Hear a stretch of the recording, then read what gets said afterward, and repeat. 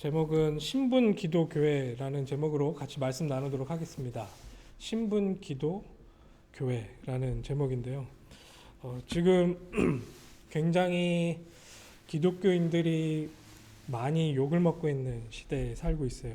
계속 이 얘기는 계속 드리지만 왜 이런 이야기를 드리냐면 우리들이 기독교인이기 때문에 이 상황에 대해서 책임져야 될 것들도 우리들이고 이 상황 가운데 정확한 것들을 다시 회복해야 할 것도 우리들이기 때문에 계속 좀 이런 말씀을 드립니다.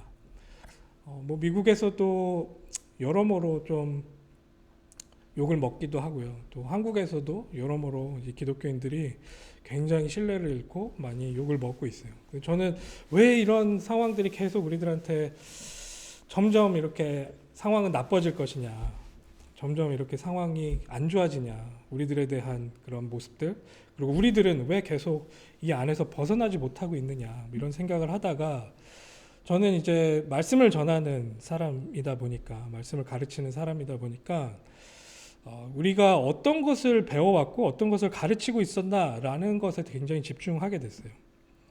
생각해보니 굉장히 많은 것들을 우리가 잘못 배우고 있었고 잘못 가르치고 있었구나.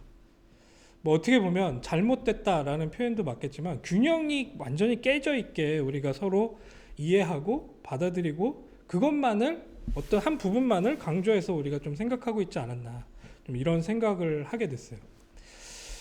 이게 좀 한국 교회도 마찬가지고 미국 교회에서도 마찬가지지만 좀 약간 여러분 이 말이 파밀리아 하신 그런 단어인지는 모르겠지만 성속 이혼론이라는 그런 것에 좀 빠져 있는 것 같아요. 그러니까 성스럽고 그리고 세상 속한 것이 완전히 갈라지는, 그러니까 그 두 개가 굉장히 대치되는 걸로, 특히나 이제 교회에서 하는 모든 행동들, 그것들은 다 성스러운 것들, 좋은 것, 그래서 그건 선한 것이냐 이렇게 이야기를 하고 있고, 밖에서 하고 있거나 밖에서 하는 이야기들은 다 세속적인 것, 그것은 악한 것이야 라고 하면서 그것을 배척하고 밀어내는 좀 그런 부분들이 우리 기독교 안에서 많이 가르쳐지고 있지 않았나, 좀 그런 생각들을 하게 돼요. 정말 이 안에서 우리가 좀 바로 이해해야 될 것 중에, 저희가 지금 베드로전서 읽고 있잖아요. 베드로전서 안에서 우리들에게 설명하고 있는 그런 깊이 있는 내용들이 우리들한테 이해가 되고 있어요. 우리가 하나 두 개씩 이해가 되고 있으면서 이 부분을 다시 회복해야 되는 그런 시간이구나. 우리가 너무나도 교회에서 하는 것들, 예를 들면 주일날 교회를 온다거나 기도를 한다거나 말씀을 연구한다거나 그런 것들이 너무나도 중요하죠. 근데 그것만을 강조해 왔었던 것, 그리고 세상에서 지금 이루어지고 있는 그런 모든 것들, 그러니까 밖에서 행해져야 되는 그런 우리 신앙적인 삶 가운데서 나타나야 되는 그런 표지들, 그리고 정말 하나님께서 우리들을 통해서 회복하시고자 하는 그런 모습들이 굉장히 왜곡되어졌고 굉장히 그것을 교회에서 등한시하고 있었구나라는 생각을 많이 하게 되는 거예요. 그렇게 가르쳐 왔고 그렇게 우리가 이해해 왔었기 때문에 지금 우리의 기독교는 굉장히 으그러져 있구나, 굉장히 좀 원래의 형태에서는 좀 약간 절름발이처럼 그런 형태를 계속 만들어가고 있구나, 좀 이렇게 생각을 하게 돼요. 근데 물론 우리가 세상과의 다른 점이 분명히 존재를 해요. 굉장히 영적인 것의 깊이가 이 세상에서 말하지 않는 그런 것들이기 때문에 우리들한테 너무나도 소중하고 우리한테 필요합니다. 근데 그것을 좀 극단적으로 강조하기 시작하면서 하나님께서 만드신 이 세상, 하나님께서 만드신 이 육체적인 그런 것들까지도 우리는 이상한 것으로 치부하게 하고 그 강조점을 너무나도 영적인 것에만 두고 있었지 않나. 그래서 성속 이원론, 성스러운 것과 세속적인 것이 완전히 구분이 되어져서 성스러운 것만을 우리는 추구해야 된다라고 생각하면서 우리는 신앙생활을 너무 하고 있지 않았나. 한 가지 예를 들면 지금 우리가 베드로전서에서 많이 나오고 있는 선이라는 개념, 그리고 정의라는 개념, 이런 것들을 좀 생각해 볼 수가 있을 것 같아요. 선이라는 개념, 정의라는 개념이 우리들이 교회에서 사용되어지는 것들이 좀 약간 어색해질 정도로 우리는 그런 부분들에 대해서 많이 이야기를 하고 있지 않는 것 같아요. 되려는 그런 진보적인 성향을 가진 정치 세력들이 그런 부분에 대해서 많이 이야기를 하고, 그 사람들이 그것에 대해서 모든 아젠다를 가지고 막 그 앞에서 사람들을 선동하고, 되려는 우리 기독교 측에서는 그 사람들이 말하고 있는 것들이 좀 잘못된 것이다, 좀 이렇게 공격이나 하고 있지, 그 부분에 대해서 우리가 정확한 성경적인 배경 가운데 우리가 인식을 갖고 그 부분에 대해서 우리가 어떤 역할을 해야 되는지에 대해서 되게 말하고 있지 못하고 있지 않았나, 좀 이런 생각을 많이 하게 합니다. 다시 한번 제가 좀 정리를 해볼게요. 지금 세상에서 말하고 있는 정의, 선, 이런 개념들은 우리 교회에서 말하고 있는 정의, 선 이런 개념과 이렇게 A, B 그래서 완전히 다른 형태로 존재하지 않아요. 저는 성경을 읽으면서 어떻게 이해를 했냐면, 하나님께서 말씀하시는 정의, 선이라는 하나님께 맞닿아 있는 무한의 그런 영역 가운데서 하나님께서 자신의 속성인 선을 이 세상 가운데 이렇게 펼치시기를 원하세요. 그런데 이 세상의 사람들 가운데 하나님께서는 처음에 창조하시면서부터도 그 양심이라는 영역 가운데 그 선을 심어 놓으셨단 말이죠. 그러면 하나님께서 말씀하고 계시는, 하나님 자체가 지금 표현하고 있는 그 선이라는 그런 부분들이 어떻게 보면 크게 이렇게 존재를 하고요. 그 안에 지금 세상에서 말하고 있는 선과 정의라는 개념이 그 안에서 이렇게 꿈틀대면서 그 역할을 하려고 노력을 하고 있다.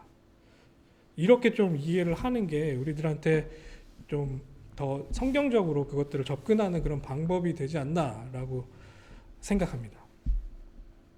그래서 정확한 선과 정확한 정의를 우리들이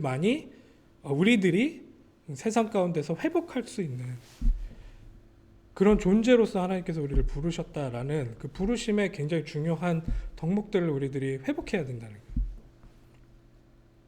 그냥 교회 안에서 내가 열심히 난 구원받았고 난 예수 믿으니까 나는 이제 지옥 안 가고, 그런 유치한 그런 생각, 그런 1차원적인 생각에서 우리는 한 단계 더 성숙하고, 정말 하나님께서 이 하나님 나라를 이곳에서 이루시기 위한 그런 방편으로서 우리들을 그렇게 부르셨다라는 그 빛으로서의 사명감을 다시 한번 생각해 봐야 되는 시점이라는 거예요. 교회가 다 세상 가운데서 침묵하고 있기 때문에 우리는 세상과 계속 단절하려고만 하지, 그리고 이 세상은 우리가 침묵하고 있는 바람에 더 점점 어지러워지고 있는 그런 시대를 맞이하고 있다라는 것을 좀 볼 수 있었으면 좋겠어요.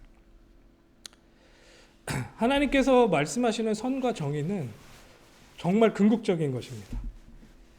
그 선과 정의 안에서 우리 모든 인류가 다 혜택을 받을 수 있도록 하나님께서는 그것들을 계속 우리들을 통해서, 교회인 우리들을 통해서 세상 가운데 계속 뿌려 나가기를 원하세요. 근데 우리가 그 사명에 눈 감고 있어요.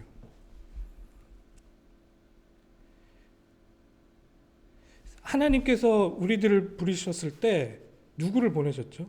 그리스도를 보내셨어요. 그리스도는 영으로만 존재하지 않으셨어요. 실제 육으로 존재하시면서 우리들 삶 속으로 들어오셨어요. 형체를 갖고 지금 우리처럼 이런 육을 가지고 이 세상 가운데 들어오셔서 하나님의 선하심, 하나님의 정의를 우리들 가운데 직접 보이시고 우리들로 하여금 맛보도록 우리들에게 찾아오셨어요. 그 예수님의 정신, 그 예수님의 모습, 그 예수님의 오심에 대해서 우리가 어떻게 이해하고 있는지가 굉장히 중요하다라는 것입니다. 하나님께서는 우리를 그 하나님의 선, 하나님의 정의, 지금 이 육신적인 모든 것들 또한 회복하기 위해서 그리스도를 보내셨고, 우리는 그 그리스도의 작은 버전으로, 작은 그리스도로, 크리스찬으로 이 세상 가운데 서 있다라는 것을 우리는 이해해야 합니다. 그래서 진짜 정의, 진짜 선, 이것들을 이 사람들에게 설파하고 이 사람들에게 이해시켜야 되는 그런 사명감들이 있는 거예요, 우리들한테. 세상이 점점 악해지고 있어요. 사람들이 사람다움을 잊어가고 있어요. 우리 계속 보고 있는데 어린이들이 어른들에 의해서 굉장히 참혹하게 어려움을 당하고 있어요. 한국에서는 어떤 한 아이가 입양이 돼서 그 가족 안에서 학대를 받다가 결국에는 모든 장기가 끊어지는 그런 학대 안에서 목숨을 잃었어요. 근데 그걸 보면서 우리들은 어떤 기도 제목과 어떤 생각을 해야 될지. 근데 더 황당한 것은 그 아이를 그렇게 죽음으로 내몬 그 양 부모가 크리스찬이라는 거예요. 기독교인이라는 거예요. 심지어는 부모님들이 다 목회자셨다 그래요. 그리고 그 남편, 그 아이의 양 아버지 같은 경우에는 기독교 방송국에서 일을 했다 그래요.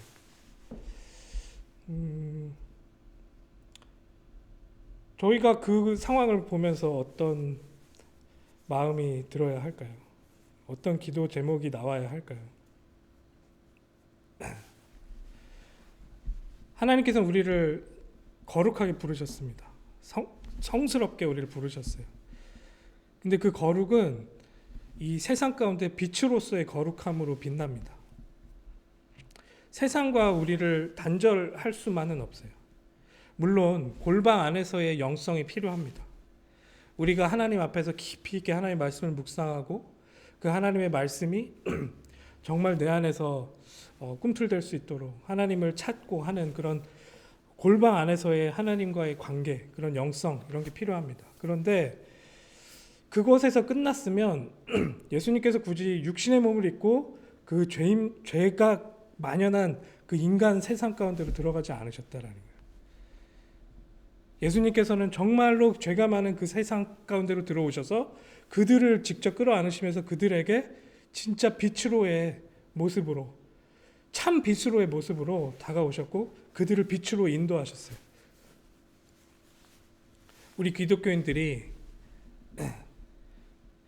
그냥 골방 안에서의 영성만에서 끝나는 것이 아니고 그것이 진짜 참된 영성으로 이 세상 가운데서의 삶으로서의 영성으로 연결되어지고 그게 내가 말씀 가운데서 이해되어지고 그게 이해되는 것에서 끝나는 것이 아니라 내가 이게 기도 제목이 돼서 이 기도가 내 삶 가운데 누벼지고 그 기도를 통해 내 삶이 변화되는 그런 변화되고 그것을 추구하는 그 사람들이 모여있는 이 교회라는 이 공동체가 세상 가운데 진짜 등대 같은 역할들을 계속해서 감당해 나갈 수 있도록 저는 오늘 본문을 통해서 이 베드로가 우리들에게 권고하고 있고 권면하고 있다라고 생각이 듭니다.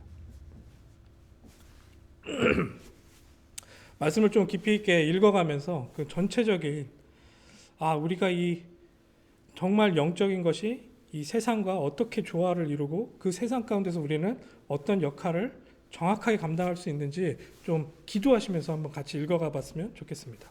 같이 말씀이 있으신 말씀을 펴시고 읽으시면서 같이 한번 읽어보죠. 4장 1절입니다.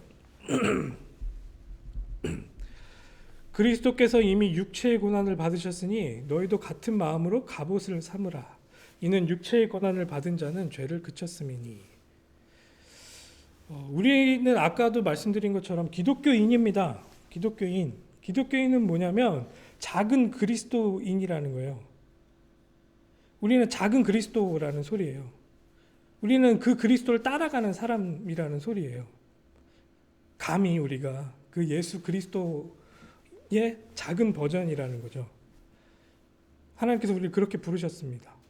그런데 우리 그 예수님께서 우리를 그렇게 부르시기 위해서 어떤 일을 하셨냐? 육체의 고난을 받으셨어요. 우리는 기억합니다. 예수님의 십자가를. 예수님의 십자가를 통해서 우리가 어떻게 자유가 됐고 이 세상 가운데 어떤 그 하나님의 선함이 하나님의 정의가 실현되고 있는지 우리들이 그 증인으로 서 있단 말이죠. 그 예수님이 이미 육체의 고난을 받으셔서 그 죄의 권세를 무너뜨리셨어요. 우리는 이제 그 죄의 권세가 무너진 그 일 가운데 수혜자로서 우리가 그 안에 부름받았고 초청되어져서 우리가 그 안에 섰습니다. 그러면서 베드로는 우리들한테 권면합니다. 너희도 같은 마음으로 그 예수님께서 십자가를 지시면서 그 죄의 권세를 무너뜨리셨던 그 예수님의 모습을 우리의 마음속으로 받아들이고 그 예수님의 마음을 같은 마음으로 받아들이고 그것을 갑옷을 입는 것으로 지금 설명을 하고 있는데 그것으로 무장해라 라고 지금 설명하고 있어요. 여러분 갑옷은 언제 입습니까? 전쟁할 때 있습니다. 평상시에 안 입어요. 베드로는 이야기하고 있어요. 지금 우리 삶 가운데 영적으로는 계속 전쟁 중이라고. 계속 무너진단 말이죠. 우리의 마음이 계속 이전 것으로 돌아가는 그런 습성이 너무나도 깊이 있기 때문에 갑옷을 입으라고 그래요. 근데 그 갑옷이 무엇이냐? 예수님의 그 마음을 똑같이 심는 그 같은 마음의 갑옷을 입고 그 같은 마음의 갑옷을 우리가 장착하고 세상 가운데 서야 된다라고 이야기합니다. 그분의 그 마음이 내게 갑옷이 되지 않는다면 우리는 세상 가운데서 그냥 무너질 수밖에 없어요. 이건 그냥 세상이 악하기 때문에 우리 모든 세상과 단절해야 된다 이 이야기를 하고 있는 게 아닙니다. 세상 가운데 왜 이런 고난이 있고 이 고난이 우리들을 덮치고 있을 때 우리가 그것 가운데 그 세상에 휩쓸려가고 그 고난 가운데 우리가 완전히 매몰되지 않을 수 있는 그런 존재로서 하나님께서 우리를 부르셨다라는 것을 다시 한번 우리들한테 상기시키시는 거예요. 같은 마음으로 갑옷을 삼아라. 같은 마음으로 갑옷을 삼아라. 전쟁 같은 이 세상 상황 가운데 그 예수님과의 같은 마음을 우리가 갑옷으로 삼아야 한다. 이는 육체의 고난을 받은 자는 죄를 그쳤음이니. 이게 좀 말이 어렵습니다. 어떻게 보면 뭐 고난을 받으면 우리가 죄가 사해지는 것인가? 그냥 단편적으로 그렇게 이해할 수도 있겠지만 여기에서 고난받은 자, 육체의 고난을 받은 자라고 이렇게 설명되어질 때 이것은 그냥 예수님께서 받은 그 고난을 우리가 받아들였다라고 이해하는 게 저는 이 문맥상 가장 올바른 해석이라고 생각이 들어요. 뭐 여러 가지 견해들이 있겠지만 그 예수님의 고난을 내가 받아들였고 그분이 그 죄의 권세를 무너뜨리셨구나라는 것을 내가 갑옷처럼 그 마음을 흡수했을 때 내 안에서 그 죄가 더 이상 역할을 하지 않습니다. 그 죄가 나를 더 이상 사로잡지 않습니다. 우리들의 신분에 대해서 다시 한번 설명하는 것이죠.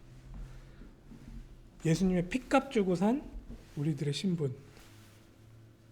더 이상 우린 죄를 짓지 않아도 되는 그런 존재로서 하나님께서 우리를 부르셨다라는 것을 기억했으면 좋겠습니다. 이거는 고난을 막 미화하거나 우린 다 고난받아야 된다라고 우리를 몰아붙이는 게 전혀 아니라는 것이에요. 그 예수님의 고난으로 죄의 모든 권세가 끝났구나라는 것을 우리가 다시 한번 상기해야 된다. 그러면서 죄를 그쳤다라고 이야기합니다. 그것 때문에 죄를 그쳤습니다. 그쳤다라는 말은 회개라는 말로 설명할 수 있어요. 회개라는 말은 정말로 되돌리는 것을 이야기합니다. 내가 정말 하나님이 싫어하시고 하나님이 싫어하신 이유는 내 영혼이 그것을 통해서 망가질 수밖에 없는 길이기 때문에 그 길을 나에게서 돌이키시게 하시면서 하나님께서 예비하신 그 선하시고 의로우신 길로 거룩한 길로 우리들을 인도하셨다라는 것을 내가 인식하고 그걸 받아들였다라는 거예요. 그러면 더 이상 그 죄의 길에서 내가 서 있지 않고 그것을 되돌려서 이제 하나님의 의의 길, 하나님의 선의 길, 정의의 길로 내가 돌아섰다. 난 더 이상 죄를 짓지 않겠다. 그리고 그 죄가 나를 더 이상 이제 컨트롤하지 못한다 라고 이야기하는 그런 형태의 모습들을 지금 설명하고 있어요. 그러니까 여러분들의 삶 가운데서 그 죄를 더 이상 짓지 않아도 되는 그런 존재구나라는 것을 인식하고 내가 선포하는 겁니다. 이 전쟁 가운데서. 2절을 같이 한번 보죠. 그 후로는 다시 사람의 정욕을 따르지 않고 하나님의 뜻을 따라 육체의 남은 때를 살게 하려 함이라. 비슷한 말이죠. 이제 다시는 사람들이 따라가는 그런 정욕, 그냥 내가 원하는 것, 내가 판단자가 되고 내가 모든 것의 주관자가 돼서 나는 이게 있어야 돼 라고 어떤 한 목표를 정해놓고 그것을 추구하기 위해 나의 모든 영혼을 갈아넣는 그런 나의 모든 죄된 속성 가운데서 이젠 더 이상 살아가지 않아도 되는 것이에요. 거기서 돌이키고 완전하시고 영원하시고 선의 극치이신 그 하나님께서 우리들을 인도하시고 그분이 나의 아버지로서 나에게 공급하시는 것들을 나는 이제 바라보겠다. 그분 안에서 내가 서 있겠다. 이제 그분의 뜻을 따라 내가 달려간다. 그렇게 이해하시면 되겠는데 여기에 또 굉장히 중요한 인사이트가 뒷부분에 나옵니다. 육체의 남은 때를 살게 하려 함이라. 육체가 있습니다. 저희들 육체가 있어요. 이게 하나님께서 우리들에게 허락하시는 육체예요. 근데 우리 육체는 모두 다 시간이라는 그 틀 안에 우리 육체는 존재합니다. 시간이라는 틀 안에 우리의 육체는 존재하는데 저는 각 인생을 한 명 한 명 바라봤을 때 육체의 시간은 각 인생마다 총량이 정해져 있다고 이해하게 됐어요. 여러분들은 갖고 있는 육체의 시간은 다 총량이 정해져 있어요. 그러면 그 정해져 있다라는 말은 이걸 우리가 쓰면 쓸수록 소진되고 결국에는 다 쓰게 된다라는 것을 이해하셔야 된다는 거예요. 그거는 그 어떤 사람도 피해갈 수 없는 이야기예요. 우리가 육신을 갖고 있는 요 때에는 그 시간이 정해져 있고 그 총량이 내가 쓰면 쓸수록 점점 줄어들고 있구나. 그냥 언제든지 틀면 나오는 그런 수도꼭지 물이 아니고 어떻게 보면 통 안에 들어있는 그 물을 우리가 쓰고 있는 거예요. 그 물이 다 쓰게 되면 그 육신은 그로써 끝납니다. 이걸 인식하면서 우리가 삶을 바라본다. 시간에 대해서 우리가 계수하면서 이 삶을 바라본다라는 얘기. 이 삶이 언젠가는, 이 육체의 삶이 언젠가는 끝난다라는 것을 우리는 항상 인식하면서 살아야 된다는 이야기를 하고 있는 것이죠. 이건 우리가 많은 성경 본문을 통해서 이야기를 나눴었기 때문에 오늘은 좀 여러분들에게 다시 한번 그냥 상기시키는 그런 정도로 넘어가도록 할게요. 3절입니다. 너희가 음란과 정욕과 술취함과 방탕과 향락과 무법한 우상 숭배를 하여 이방인의 뜻을 따라 행한 것은 지나간 때로 족하도다. 이 세상 가운데서 이 세상이 어지러워지고 이 사회가 계속해서 더욱더 악해질 수밖에 없는 이유는 무엇일까? 이런 우리 육신의 속성 때문에 그렇다고 생각이 들어요. 자원은 한정되어 있는데 그거를 가지고 싶어하는 우리들의 욕망은 점점 커진단 말이죠. 그런 그 욕망들이 서로 부딪히니까 분쟁이 날 수밖에 없는 거잖아요. 다이아몬드가 아프리카에서 나오기 시작했어요. 근데 그 다이아몬드가 너무나도 소중하고 그게 값어치가 있기 시작하면서 사람들은 처음에 그 아프리카가 축복받았다라고 생각을 했었어요. 근데 그 가치 있는 다이아몬드 때문에 거기에 있는 사람들은 서로 도륙하는 전쟁으로 휘말리게 됩니다. 그래서 아프리카에서 오는 그런 다이아몬드들을 블러드 다이아몬드라고 이야기할 정도로 그 어린 아이들이 거기에 그렇게 희생당하고 그 사람들이 그 다이아몬드 때문에 그렇게 많은 고통을 당하고 있어요. 그리고 그 경제는 완전히 무너져 버렸어요. 이게 왜 그러냐? 그 한정된 그 다이아몬드를 사람들의 다 욕망을 가지고 그것들을 쟁취하고 싶어하는 것들이 그 안에서 부딪히기 시작하기 때문에 서로가 다 망하는 그런 결과가 그 안에서 나타나죠. 이게 우리들의 습성이에요. 우리들의 모습이에요. 우리들의 상태라는 말이죠. 그냥 그게 다이아몬드 하나 때문이냐? 아니요. 저희들 한 명 한 명을 돌아보세요. 우리들 안에 있는 그 기준들이 나를 어디로 몰고 가는지.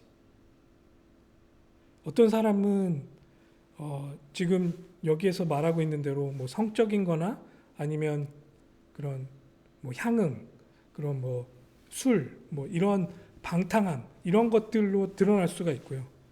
어떤 사람들은요, 자녀에 대한 집착, 또 어떤 사람들은 명예, 어떤 사람들은 경제적인 것, 이런 모든 그 한정되어 있는 그런 상황 가운데 그것들을 추구하고자 하고 결국에는 그것을 추구하고자 하는 그 마음이 이 쭉 끌려가기 시작하면서 결국엔 거기에 장악돼 버리는, 그것이 나를 완전히 휩쓰는, 완전히 나를 끌고 가는 그런 형태로까지 내가 나의 중심과 나의 마음이 뺏겨지는 것들을 우리는 내 삶을 통해서도 확인하고 주변의 모든 인류의 삶을 통해서 확인하게 됩니다.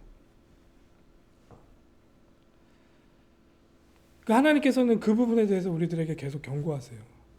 그렇게 우리가 영혼을 그런 식으로 소비하고 소진하기 시작했을 때, 우리의 영혼을 그렇게 갈아넣기 시작했을 때 우리의 말로가 어떻게 될 것인지, 우리들의 그 마음 상태가 얼마나 지옥으로 갈 수밖에 없는지에 대해서 계속 경고하세요.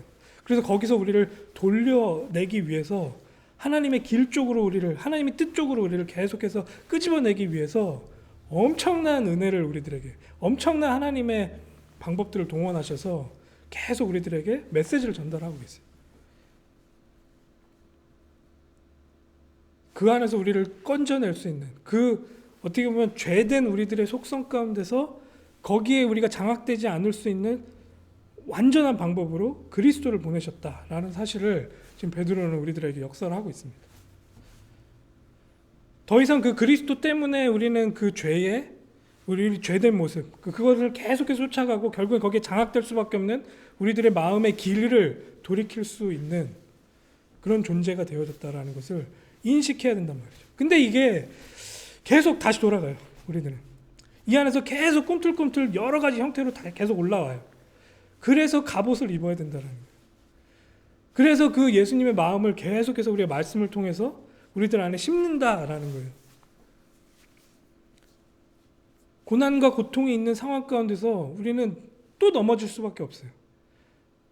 하지만 그 안에서 우리는 주인을 그리스도로 두고 계속 그 부분에 대해서 싸워 나갈 수 있는 그런 하나님께서 부르신 하나님의 백성, 하나님의 자녀라는 사실을 우리가 잊지 말아야 된단 말이에요.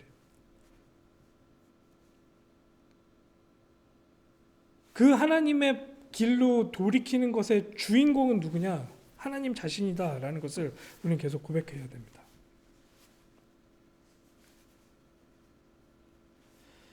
이 지금 인간들 같은 경우에 지금 여기서 설명하고 있는 음란, 정욕, 술 취함, 방탕과 향락, 무법한 우상 숭배, 이런 모든 사상적인 모든 것들을 동원해서 우리는 계속해서 그곳으로 블랙홀에 휩쓸려 들어가듯이 계속 인간의 모든 욕망은 그곳으로 빨려 들어가고 있어요.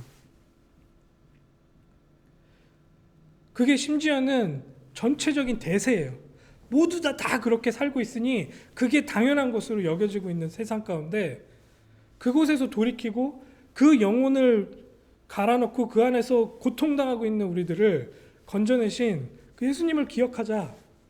그 예수님의 마음이 우리들의 정확한 마음이 되어야 되겠다라고 설명하고 있단 말이죠. 이게 세상은 선을 이야기하고 정의를 이야기합니다. 굉장히 중요한 부분들을 많이 갖고 이야기하고 있어요. 제가 서론에 얘기 드린 것처럼 하나님께서는 그 양심이라는 걸 통해서 그 사람들에게도 이 삶이, 우리들의 사회가 유지되게 하기 위해서 하나님 믿지 않는 사람들에게도 그런 마음들과 그런 인간적인 모습들을 다 심어 놓으셨어요.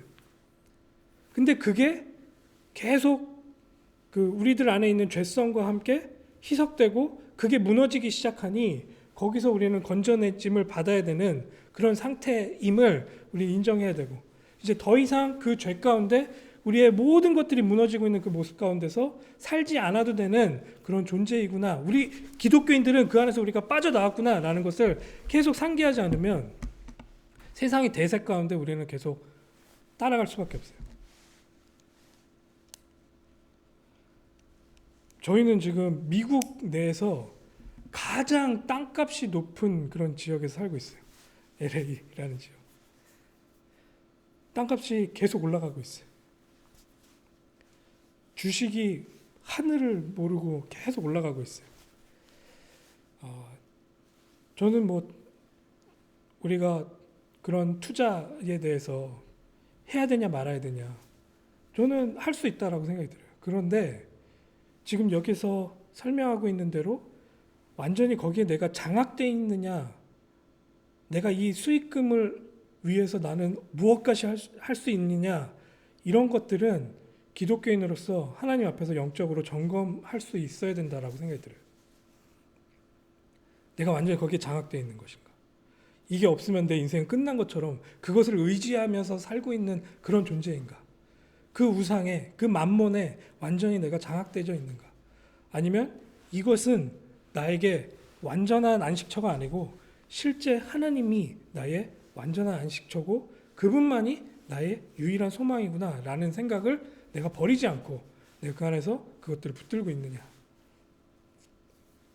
그것을 계속 우리는 바라봐야 합니다. 우리의 마음을 계속해서 그 갑옷으로 우리가 계속 무장해야 되는 그런 우리들의 상태임을 우리는 계속 기억해야 돼요. 그래서 어찌 보면 매주 모여서 이렇게 말씀을 보고 이런 기억들을 우리들 안에서 계속 고취시키는 것 같습니다.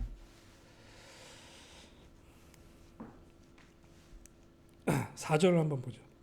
이러므로 너희가 그들과 함께 그런 극한 방탕에 다름질하지 아니하는 것을 그들이 이상히 여겨 비방하나. 그렇게 다 같이 하고 있다니까요. 한국에서는 지금 주식 투자 안 하면 바보 취급을 다 올라가고 있는데 그걸 왜 안 하고 있냐. 할 수 있죠. 할 수 있지만 우리의 소망이 어디에 있는지, 내가 무엇에 지금 소망을 두고 살고 있는지, 그건 계속 점검해야 된단 말이죠.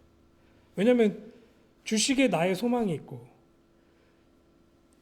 그 집값에 나의 소망이 있을 때 내 마음 가운데의 평안의 상태는 오르락내리락 오르락내리락, 그 안에 완전 장악돼서 그것 때문에 내가 살고 죽고 거기에 완전 좌지우지되는 그런 우상숭배적인 삶을 살 수밖에 없단 말이에요. 근데 우리는 그런 존재가 아니다라는 거예요. 그게 우리를 좌지우지하는 띵이 아니다라는 것을 설명하고 있어요. 거기서 건진받은 그 죄악의 사슬 가운데서 우리가 해방된 것 아니냐라고 이야기하고 있는 거죠. 그 사람들의 그런 손가락질 안에서도 우리는 거기에 휩쓸릴 이유가 없습니다. 근데 헷갈리잖아요. 다들 이렇게 하는데 나도 가만히 있으면 되나? 아니 뭐 지혜롭게 하세요. 하는데 우리들의 마음이 어디 있어야 진짜 하나님 나라를, 천국을 누릴 수 있는지 판단하셔야 된다는 거예요.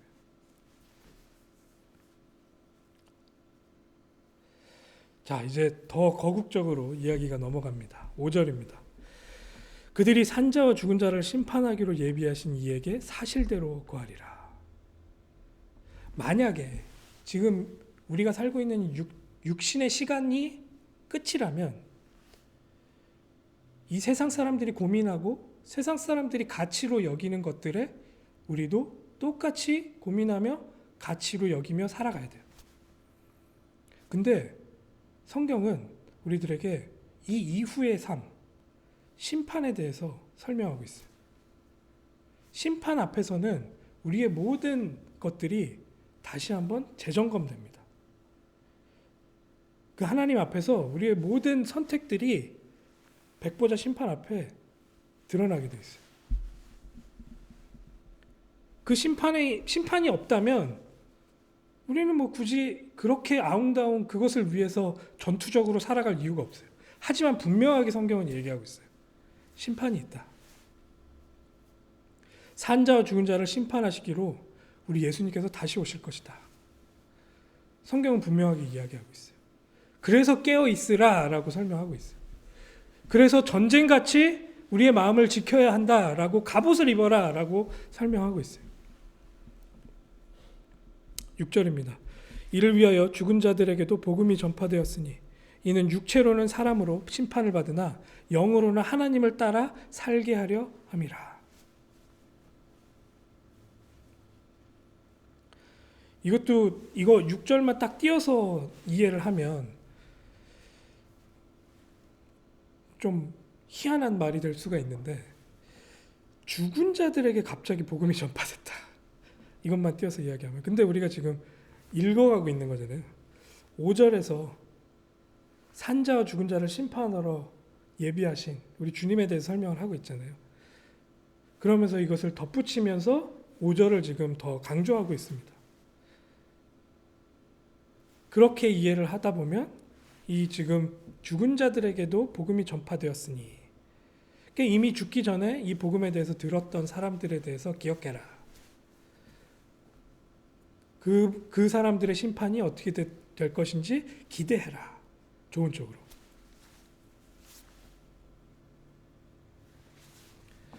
그렇게 이해하면 우리가 이 맥락 가운데서 어렵지 않게 지금 심판에 대한 그 심판의 주관자 되시는 하나님과 예수님에 대해서 우리가 분명하게 인식하고 그것을 기대하며 우리들의 삶 가운데 멋진 전투를 승리로 이뤄 나갈 수 있을 것이다 라고 생각이 듭니다.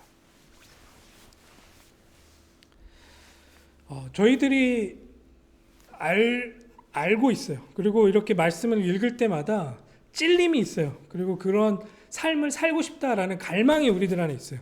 나도 정말 이 죄를 끊고, 그리고 이렇게 물질적인 것이나 아니면 뭐 이런 세상의 가치를 내가 최고로 추구하는 그런 모습으로서 살아가는 모습이 아닌 정말 하나님의 가치, 하나님의 뜻대로 살아가고 싶은 욕망이 있습니다. 그렇기 때문에 여기 앉아 계시잖아요. 그렇기 때문에 우리는 예수 그리스도를 따른다라고 설명하잖아요. 하지만 우리들의 삶은 어떻습니까? 매일매일 넘어지잖아요. 매 순간 넘어지잖아요. 계속해서 다시 그것을 잃어버리잖아요. 삶 가운데서 그것이 기억나지 않는 경우가 24시간 중에 대부분이잖아요. 그래서 7절에 이렇게 설명합니다. 만물의 마지막이 가까이 왔으니 그러므로 너희는 정신을 차리고 근신하여 무엇을 해라? 기도하라 라고 이야기합니다. 기도의 능력이 이때 체험되어져야 되는 거예요. 여러분들 머릿속으로 이제는 이해가 돼요. 내가 더 이상은 그런 존재가 아니지. 내 신분이 어떤 신분이지. 근데 그 신분이 내 삶 가운데 나의 삶을 변화시키는 근본적인 것이 되기 위한 하나의 방법이 지금 여기서 제시되고 있어요. 그걸 뭐냐? 기도하라 라고 설명하고 있어요. 기도의 능력을 여러분들 정말 맛보셔야 돼요. 저 이번 주간에 정말 이 기도의 능력을 맛봤어요. 저 같이 제가 일을 하고 있잖아요. 아르바이트를 하고 있는데 그 일을 하고 있는 다른 팀원들이 있을 거 아닙니까? 같이 저랑 하나의 목표를 놓고 회사에서 같이 일을 막 하고 있는데, 이게 제일 무서운 게 섭섭막이에요. 섭섭막이. 제 마음에 이 사람들이 나를 인정하고 있지 않는 건가? 왜 나를 이렇게 무시하지 않은 섭섭한 마음이 제 안에 훅 들어오는 시간이 있었어요. 이번 주간에. 너무나도 고통스러운 거예요. 그때부터는 저희들은 이제 대부분 떨어져서 하다 보니까 글로써 서로 이렇게 소통하는 경우가 많은데, 그 사람의 뉘앙스가 안 보이니까 나 혼자 막 상상을 하면서 이 사람이 왜 이런 이야기를 했지? 나를 지금 무시해서 이런 얘기를 하나? 하면서 내가 너무나도 고통스러운 거예요. 괴로운 거예요. 그런 시기가 계속, 그런 고통이 나를 계속 장악하고 있었어요.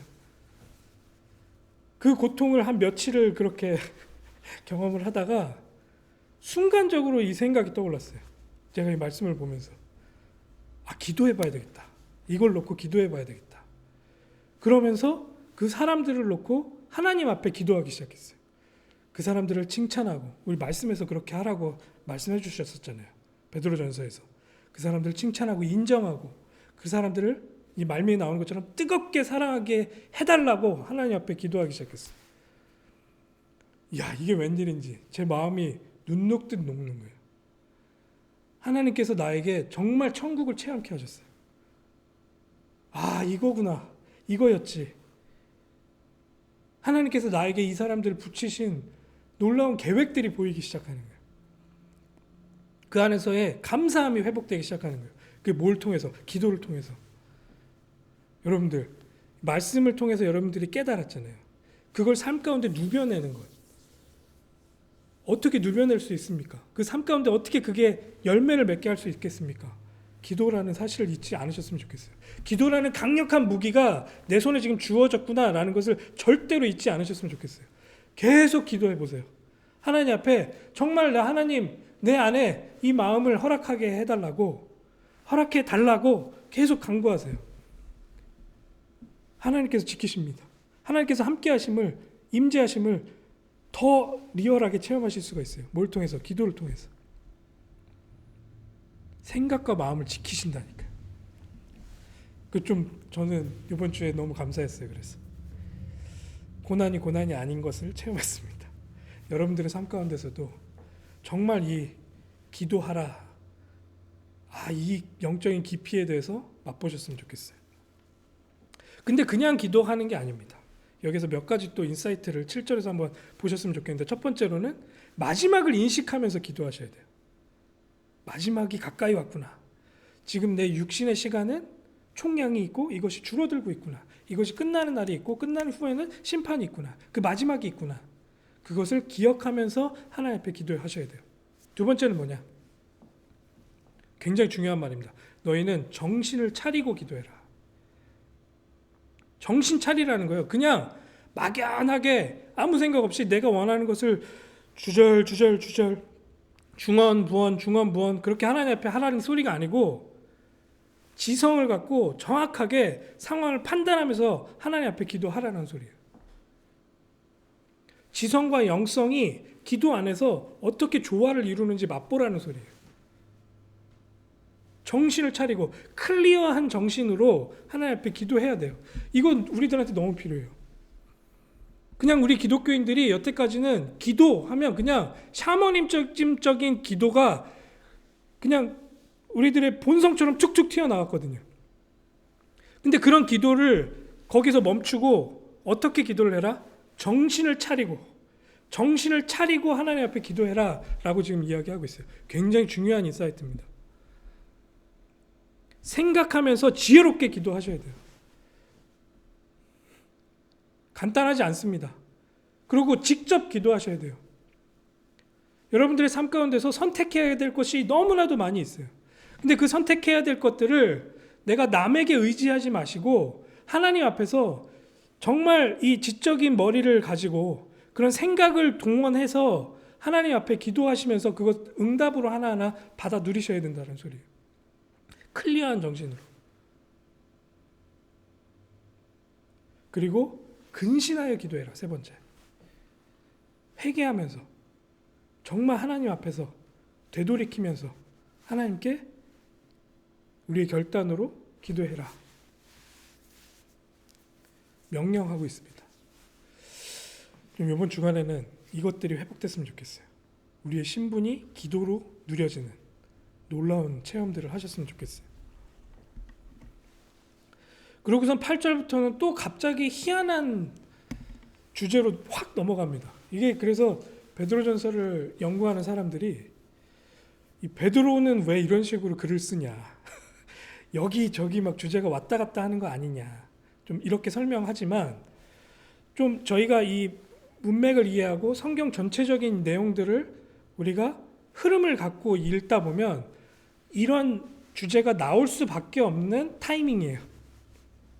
자, 여러분들이 신분을 가지고 내가 하나님 앞에 기도하기 시작하는데 그거를 공동체로서 함께 해야 된다라는 걸 지금 여기서 다음 주제로 설명하고 있습니다.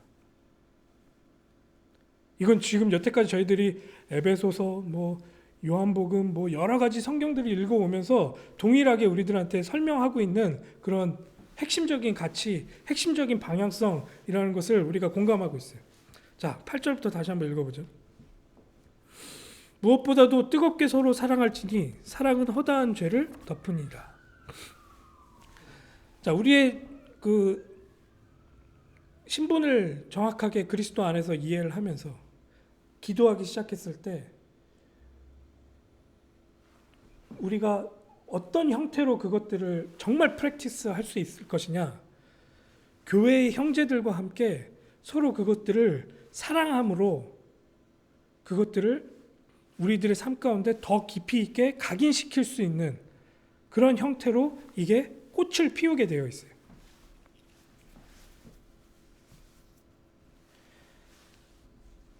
아까 제가 골방에서 하나님과의 1대1 관계 가운데서의 영성에 대해서 설명을 했지만 거기서 그게 끝나면 안 된다는 거예요. 그게 정말로 삶 가운데서 나타나기 위해서 그것을 같이 지혜를 모아서 기도하면서 응답을 받아야 되는 그런 다음 수순이 우리들 안에 있다는 말이죠. 무엇보다도 뜨겁게 서로 사랑할지니, 우리가 서로 그렇게 사랑하면서 그 상대가 갖고 있고 내가 갖고 있는 그것들을 서로가 서로를, 그 죄를 서로가 덮어가면서 그 사랑으로 그것들을 녹여내기 시작하는, 사랑으로 그 죄들을 풀어 헤쳐내버리는, 그것을 완전히 우리들의 삶 가운데서 내던지는 그런 방향으로 우리를 계속해서 몰고 가는 거예요. 정죄하고 라고 이야기하지 않아요. 그러니까 이 앞에서 이야기한 것처럼 계속해서 방탕하고 계속해서 우상 숭배하고 그런 우리들의 모든 습성들이 분명히 존재하는데, 그거를 기도하는 것에 끝나는 것이 아니라 서로 사랑하면서 그 죄의 모습들이 없어지는 것들을 체험하는 것을 설명하고 있어요. 덮어버리는 거예요. 사랑으로. 9절입니다. 서로 대접하기를 원망 없이 하고, 기대하지 않고 그걸 하는 연습을 하는 거예요. 우리 교회에서부터 그걸 시작해 보는 거예요. 이 교회 공동체 안에서 그것들을 프랙티스합니다. 그렇게 준비가 되어야지만 세상 나가서 나를 정말로 악의를 갖고 나를 공격하고 있는 그 상대를 그렇게 섬길 수 있는 그런 힘이 그 안에서 생기는 거예요.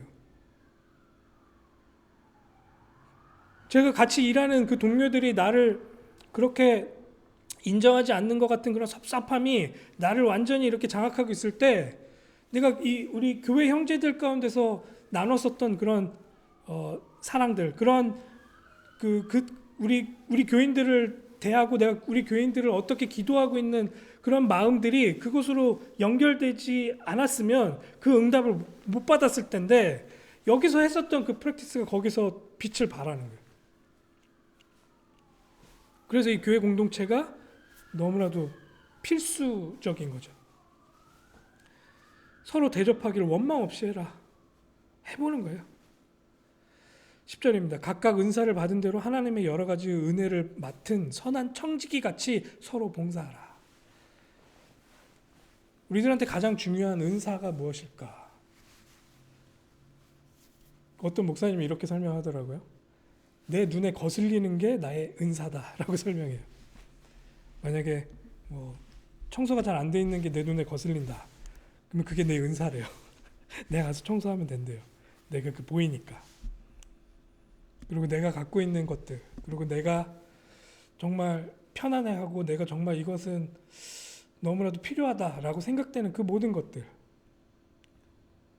반주, 우리 교회 안에서의 음식하는 것, 여러 가지 그런 것들이 내 눈에 계속 밟히고 내 안에 그냥 그런 부담감이 계속 있으면 그걸로 같이 섬기는 거예요. 근데 그게 다 하나님께서 주신 지체로서 여러 가지 그런 형태로 그것들이 나타나게 돼 있어요. 다 다르다라는 거예요. 그 은사가. 그 은사들이 모여져서 하나의 몸이 되어지는 거죠. 근데 이게 나로부터 시작된 것이 아니다라는 것을 여기서 다시 한번 강조합니다. 은혜를 맡은 선한 청지기 같이, 청지기는 하나님 것을 우리가 받은 거예요. 하나님 것을 맡은 자들인 거예요. 내가 지금 하나님께서 나에게 맡겨주신 것을 그렇게 그것을 은사로서 사용하는 거죠. 그걸 통해서 서로 섬기는 거죠. 뭐 이것은 여러 가지 내 그런 능력도 될 수 있고 경제적인 것도 될 수 있고 이 모든 것들이 누구부터 왔냐? 하나님으로부터 왔구나라는 것을 기억하고 그 맡은 자로서 그것을 흘려내보내는 역할들을 계속 해야 된다는 것이죠. 마지막 11절입니다. 만일 누가 말하려면 하나님의 말씀을 하는 것 같이 하고 정말 기도가 되네요. 누가 봉사하려면 하나님이 공급하시는 힘으로 하는 것 같이 하라. 범사에 예수 그리스도로 말미암아 하나님이 영광을 받으시게 하려 함이니 그에게 영광과 권능이 세세에 무궁하도록 있으리라. 아멘. 이렇게 설명하면서 이 단락이 마무리가 됩니다. 뭐 여러 가지 이야기를 한 것 같지만 제목으로 제가 정리를 하자면 신분, 기도, 교회 그런 세 가지 주제로 좀 한번 묵상해 보셨으면 좋겠고 우리들을 하나님께서 왕 같은 제사장으로 불렀다. 각자 한 명 한 명이 갖고 있는 것들을 최대한으로 끄집어낼 수 있도록 모든 걸 심어 놓으시고 하나님께서 그것들을 가지고 우리를 인도해 가신다. 이 베드로는 계속해서 그런 그림을 그리고 있습니다. 이 세상 가운데서 우리가 무엇으로 준비되어져야 되고 세상 가운데서 우리가 어떤 역할을 감당해야 하는지 이 세상에서 말하고 있는 선과 정의가 우리 기독교인들에게 어떻게 이해되고 그것을 어떻게 우리가 섬길 수 있는 영역으로서 그걸 받아들일 수 있는지 기도하며 응답받는 그런 한 주간 되기를 진심으로 기도합니다.